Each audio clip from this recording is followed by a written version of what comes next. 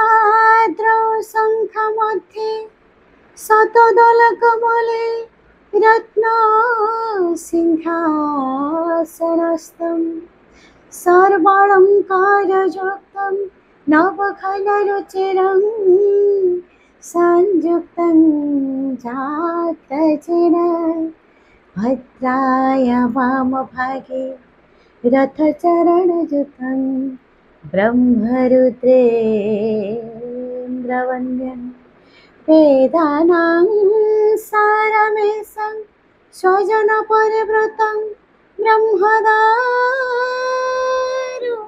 स्मरामि ब्रह्मदारु नमामि ब्रह्मदारु स्मरामि। जय जय जगन्नाथ। सांग मैंने आज महाप्रभुंकर गोटे सुंदर अनुभूति मुझे कहबी।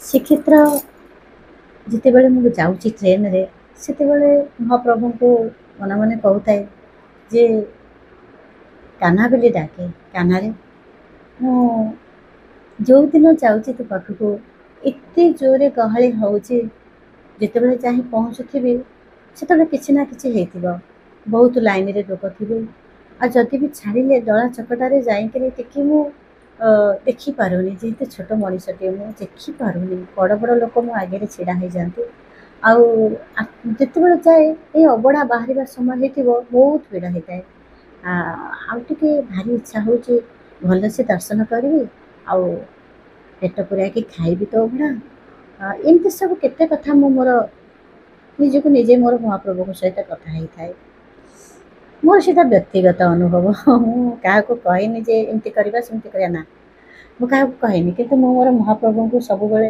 एमती कही था आ महाप्रभु एत गहली भितर भी कान पूरा एमती पतईकी रही थे किए कौटी कौन कहला ताको शुणती जिते निद होता निद भांगी खाली भक्त टे जी भक्त तो मुझे कहीपरि जदि खाली टे दुखनी टे मन पकई दिए ना सी तो दुखी जन प्राण बंधु जहाँ टिके कहले कान में ठो ठो जाई बाजिव शोबे केमी से पहुँचु पहुँचु आमर गोटाए 1:30 होगला रूम आम नहीं था 10टा भर तो केवे संभव नुहे पहुँची पार किंतु 1:30 प्राय होगला तापर आम टिके फ्रेश होकर महाप्रभु कति जीव बोली पूरा रेडी हो जाए कारण आमको एत कष्ट भितर आम एत बाटर जाऊ पाखे तो नुह ना एत बाटर जाऊ आम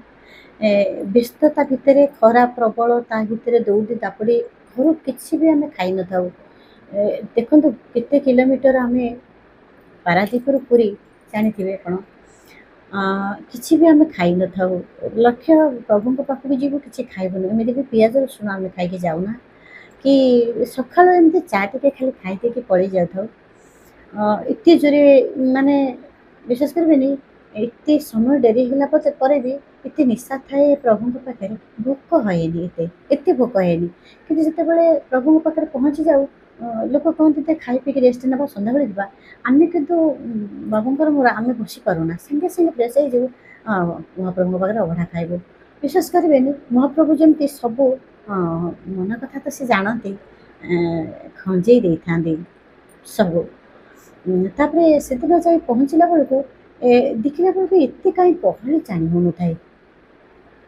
मुझे आश्चर्य हली मुझे कहली एत गहली जहाँफल आम 3-4 घंटा लाइन रे छिड़ा होता आज कहीं एत गहली जानवनी तमें देखो गोटे गोटे वर्ष जब देखिए भक्त कमी जाए महाप्रभु भक्त निजे सृष्टि कर दिखाँ तो मो आखि एमती देखा जमी कोटी कोटी लोक ये आ बेले बेले जब आप कहते एत गहली भितर मैं दर्शन प्रभु करें बिड़ाबिड़ी टे से देखिए मंदिर जब कहीं ना बेले बेले देखिए आमर आशुतोष डॉक्टर सी भी कहती श्रीकांत सार श्रीकांत परिजा सी भी कहती रवीन्द्र नारायण मौसा मिश्र थे रवि मौसा सी भी कहती ये मैंने विश्वास करेंगे जमी आपण आखि की देखा जाऊ कहीं आज आसीना कि मंदिर को जमी आमको 10-20 लोक देखा जाते एत विश्वास करेंगे आप विश्वास करेंगे 2:30-3टा भितर भी लोक अभढ़ा खाइबा समय ଆମେ ଯାଇ ପହଞ୍ଚିଲା ବେଳକୁ ଏତେ କମ୍ ଲୋକ କେମିତି ଦେଖାଯାଉଛନ୍ତି, ମୋ ମନ ପୁରା ଖୁସି ହେଇଗଲା। ମୁଁ କହିଲି ଆଜି ନିଶ୍ଚିତ ଭଲରେ ଆମେ ଦର୍ଶନ କରିବା, ଆଉ ପେଟେ ଖାଇସାରିଲା ପରେ ଆମେ ମନ୍ଦିରରେ ରହିବା।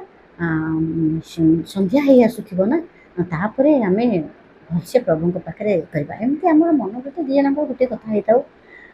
ଯାଇ ପହଞ୍ଚିଲା ବେଳକୁ ଆଗ କହିଲେ ବାବୁ ଆଗ ଦର୍ଶନ କରିଦେବା, ଲୋକ ଏତେ କମ୍ ଜାଣି ହେଉଥାନ୍ତି, ଦର୍ଶନ କରିଦେବା। ଦର୍ଶନ କରିଦେଇକିରି ବଢ଼ିଆ ଆସ, ମୁଁ ବିଶ୍ୱାସ କରିବେନି, ମୁଁ ପ୍ରଭୁଙ୍କୁ ଖାଲି କହୁଥାଏ ପ୍ରଭୁ ମୁଁ ତ ଛୋଟ ମଣିଷଟାଏ, ଆଉ ଆପଣ ମୋତେ ଟିକେ ଦେଖନ୍ତେନି, କାରଣ ମୁଁ ତ ଯେତେ ଚେଷ୍ଟା କରୁଛି ଦେଖିବା ପାଇଁ ଦେଖୁଛି, କିନ୍ତୁ ଯେତେବେଳେ ମୋ ଆଗରେ ବଡ଼ ବଡ଼ ଲୋକ ଡେଙ୍ଗା ଡେଙ୍ଗା ଲୋକ ଛିଡ଼ା ହେଇଯାଉଥାନ୍ତି, ମୁଁ ସେତେବେଳେ ମହାପ୍ରଭୁଙ୍କୁ କହୁଥାଏ ମହାପ୍ରଭୁ ଆପଣ ଟିକେ ଟିକି ହେଇଯାଉନାହାନ୍ତି, ମୁଁ ଟିକେ ଦେଖିଦେବି। ଯେତେବେଳେ ମୁଁ ଏଇ କଥାଟା ଭାବି ଦେଉଥିବି, ସେତେବେଳେ କିଏ ନା କିଏ ଫାଙ୍କା ହେଇଯାଆନ୍ତି, ସେତେବେଳେ ମୁଁ ଦେଖିଦିଏ। ସେଠୁ ପୁଣି କିଛି ସମୟ ପରେ ପୁଣି ଲୋକ ଛିଡ଼ା ହେଇଯାଆନ୍ତି, ଆସିବାକୁ ତ ଇଚ୍ଛା ହେଉନଥାଏ। ତାରି ଭିତରେ ଗଳି ଗାଳି ଏପଟ ସେପଟ ହେଇକିରି ତା ଭିତରେ ମୁଁ ଖାଲି ଅନଉଥାଏ ବାବୁ ବି ସିଏ ତ ଛକି ଛକିକି ଦେଖୁଥାନ୍ତି, ସିଏ ବି ଯିବା ତାଙ୍କର ଆସିବାକୁ ବି ଇଚ୍ଛା ହେଉନି, ମୋର ବି ଆସିବାକୁ ଇଚ୍ଛା ହୁଏନି। ମୁଁ ସେଠୁ ସବୁବେଳେ କ'ଣ କରୁଥାଏ, ମୁଁ ତାପରେ ପୁଣି ଟିକେ ଆଖି ଖୋଲିକିରି ମୁଁ ମୋର ଅଷ୍ଟକମ ଟିକେ କରିଦେଉଥିବି, ଗୀତଗୋବିନ୍ଦ ଟିକେ କରିଦେଉଥିବି ତାରି ଭିତରେ। କାରଣ ପ୍ରଭୁଙ୍କୁ ପଟଳେଇବାର ଅଭ୍ୟାସ ମୋର ବହୁତ ଅଛି। ବିଶ୍ୱାସ କରିବେନି, ଯେମିତି ଝିଅଟିଏ ଡ୍ରେସ୍ ଥବ କିଣା ପାଇଁ ବାପାକୁ ପଟଳେ ବାପା ମୋର ଏଠି ଆମ ସାଙ୍ଗ ପିଲା ଯେ ଏତେ ଭଲ ଡ୍ରେସ୍ ପିନ୍ଧୁଛୁ, ମୋର ନାହିଁ ମୋତେ ପଇସା ଦିଅ, ମୁଁ ଯେମିତି ପଟଳାନ୍ତିନି, ମୁଁ ଆକ୍ଚୁଆଲି ସେଇ ଟାଇପ୍ର। ମୁଁ ଖାଲି ଯେତେବେଳେ ପ୍ରଭୁଙ୍କୁ ଟିକେ ଦର୍ଶନ କରିବାର ମୋର ଲକ୍ଷ୍ୟ ଥିବ ମୋତେ ଭଲକି ଟିକେ ସବୁବେଳେ ତ ଗୋଟିଏ ଆଖି ଦେଖେଇବନି, ବଳିଆକୁ ଦେଖୁଥିବି। ଆଉ ସୁଭଦ୍ରାଙ୍କ ଆଖିରେ ତ ଏବେ ବାନ୍ଧି ଦେଉଛନ୍ତି ତାଙ୍କ ମୁହଁରେ ଗୋଟେ ଏମିତି କ'ଣ ଧାଡ଼ିଏ କପଡ଼ା, ମାଆଙ୍କର ଦର୍ଶନ ଠିକ୍ ସେ ହେଇପାରୁନି। ଲକ୍ଷ୍ୟ ତ କାଳିଆ ଉପରେ, ଆଉ ସମସ୍ତଙ୍କର ମୋର କ'ଣ ଏକାଠିଆ। ତାପରେ ବିଶ୍ୱାସ କରିବେନି, ପୁଣି ଟିକେ ଯେତେବେଳେ ମୁଁ ଗୀତ ଗୋବିନ୍ଦ ଟିକେ କହିଦେଇକି ପୁଣି ଟିକେ ଆଖି ଖୋଲୁଥିବି, ଲୋକ ପ୍ରବଳ ଯାଇଥିବେ, ମୁଁ ପୁଣି କହିବି ପ୍ରଭୁ ପଟଳ ହେଉଛି କେମିତି ଦେଖନ୍ତୁ। ମୁଁ କହିବି ମୁଁ ଆପଣଙ୍କୁ ଗୀତ ଗୋବିନ୍ଦ ବୋଲିଲି, ଆପଣ କୁଆଡ଼େ ଗୀତ ଗୋବିନ୍ଦ ଭଲ ପାଆନ୍ତି, ଆଉ ଗୀତ ଗୋବିନ୍ଦ ବୋଲିଲେ ଆପଣ ନିଦ ଭାଙ୍ଗିଯିବ, ଶୋଇଥିଲେ ଉଠିବେ, ଆଉ ଭୋକ ହେଉଥିଲେ ଖାଇବା ବନ୍ଦ କରିଦିଅନ୍ତି, ଖାଇଲା ପୂର୍ବରୁ ଗୀତ ଗୋବିନ୍ଦ, ଶୋଇଲା ପୂର୍ବରୁ ଗୀତ ଗୋବିନ୍ଦ, ମୁଁ ଗୀତ ଗୋବିନ୍ଦ ବୋଲିଲି, ଆପଣ ଟିକେ ଦେଖା ଦେଉନାହାନ୍ତି। ଯେମିତି ଏମିତି କହିକି ଅଭିମାନରେ କହିକି ପୁଣି ଟିକେ ଟେକି ବିଶ୍ୱାସ ଟେକି ହେବା ବେଳକୁ ସେ ପୁଣି କିଏ ଆଡ଼େଇ ହେଇଯାଇଥିବ। ମୁଁ ସେତିକିବେଳେ ପୁଣି ଆଉ ଟିକେ ପ୍ରଭୁଙ୍କୁ ଦର୍ଶନ ଦେଇଦେବି। ପୁଣି ସେଠୁ ଭୋଗରାଗ କରିକି ପୁଣି ବୁଲି ବୁଲି ଆସିବୁ। ମୁଁ ପୁଣି ତାପରେ ଇଚ୍ଛା ହେବନି ଆଉ ଥରେ ଟିକେ ଯାଆନ୍ତିନି। ଏଠୁ ଆସିକରି ଅଭଡ଼ା ଫଭଡ଼ା ବଢ଼ିଆ ଆସି ଖାଇଲୁ। ତାପରେ ଖାଇକରି ପାଣି ଫାଣି ପିଇ ସାରିଲା ପରେ ମାଆଙ୍କ ଦର୍ଶନ କଲୁ। ସମସ୍ତଙ୍କୁ ଦର୍ଶନ କଲା ପରେ ବାବୁ କହିଲେ ଆଉ ଏବେ ଯାଇ ରୁମ୍ରେ କ'ଣ କରିବା? ମାନେ ମୁଁ ଯେଉଁଟା ଭାବୁଥିବି, କାଳେ କହିବି କି ଆଉ ଟିକେ ରହିବା, କାଳେ ପାଟି କରିବେ କି, ସମସ୍ତଙ୍କ କଥା ମୁଁ କହିପାରୁନି। ଆଉ ମୋ କଥା ମୁଁ କହୁଛି, ଖିଙ୍କାରି ଫିଙ୍କାରି ଭାବେ ବେଳେବେଳେ ଅଛନ୍ତି, ବେଳେବେଳେ ଖିଙ୍କାରି ଫିଙ୍କାରି ହଅନ୍ତି, କେହି ଘରେ ଦେଖୁଛୁ, ମୁଁ ତା ଭିତରେ ଲୁଚିକି ଦୁଇଥର ଖଣ୍ଡେ ବୁଲିଯିବି। ତା ଭିତରେ ତାଙ୍କ ମନ ଯଦି ହେଇଥିବ ସିଏ ଜମା ଆସିବେନି, ଯଦି ତାଙ୍କ ମନ ହେଇଥିବ ବ୍ୟସ୍ତ ଲାଗୁଥିବ ଆସୁନି ଦେଖିଲୁ ତ ଆସୁନି ଏମିତି କହୁଥିବେ। ଆଉ ସେଦିନ ନୁହଁ, ମୋ ମନ କଥା ପ୍ରଭୁ ଖାଲି ଜାଣିପାରିଲେ। ପ୍ରଭୁ ଆପଣ ଟିକେ ଯଦି ତାଙ୍କୁ ଟିକେ ମନେଇବେ, ସେଠୁ କ'ଣ କହିବେ ନା ଚାଲେ ଆଇଲୁଣି ତ ଏତେବେଳେ ହେଲାଣି, ସକାଳୁ ଆଇଲୁଣି ଚାଲ ପଳେଇବା। ସେତେବେଳେ ଇଏ କହିବେ ଏ ରୁମ୍ରେ ଯାଇ କ'ଣ କରିବା, ବସିଯା। ବିଶ୍ୱାସ କରିବେନି, ସବୁଆଡ଼େ ସବୁ ବେଢ଼ା ବୁଲି ସବୁ ପରିକ୍ରମା କରି ସବୁ ଆମେ କରିକି ଯେତେବେଳେ ଦେଖିବୁ ସନ୍ଧ୍ୟା ଆସିଲା, ତାପରେ ରୁମ୍କୁ ଆସିବୁ କ'ଣ ପୁଣି କହୁଛି ଆଉ ଟିକେ ଯିବା।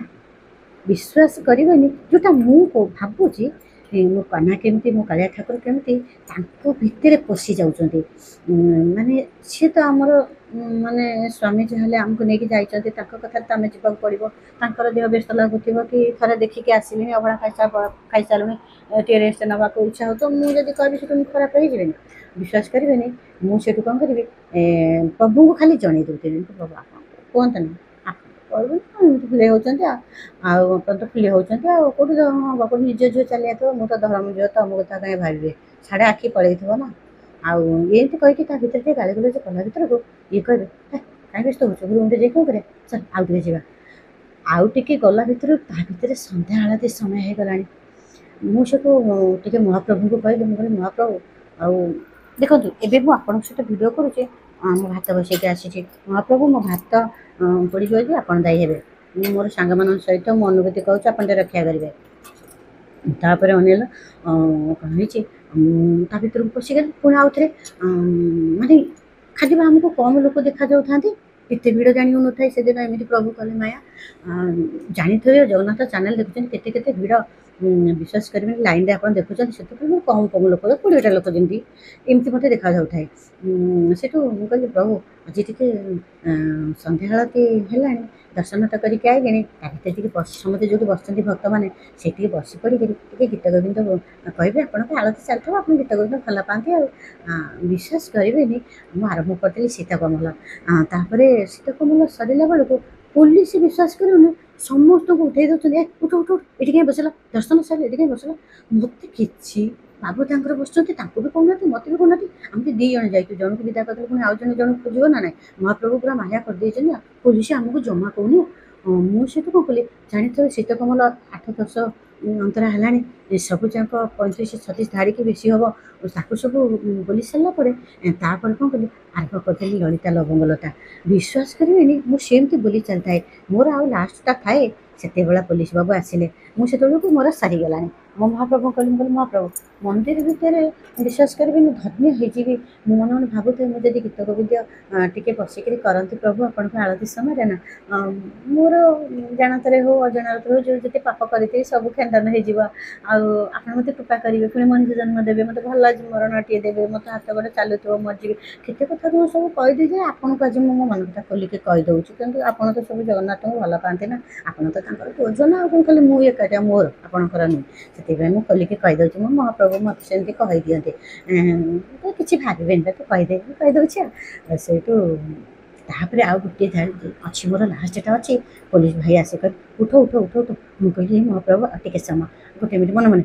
ତାପରେ ମୁଁ ସେଇଟା ସାରିଦେଲି, ସାରି ଦେଇକିରି ପୁଣି ଯାହା ହଉ ଏତେ ସମୟ ପ୍ରଭୁ ଆମକୁ ସେଦିନ ସମୟ ଦେଲେ, ଦର୍ଶନ ଦେଲେ। ପ୍ରାୟ 7-8 ଥର ମୁଁ ଦର୍ଶନ କରିଛି।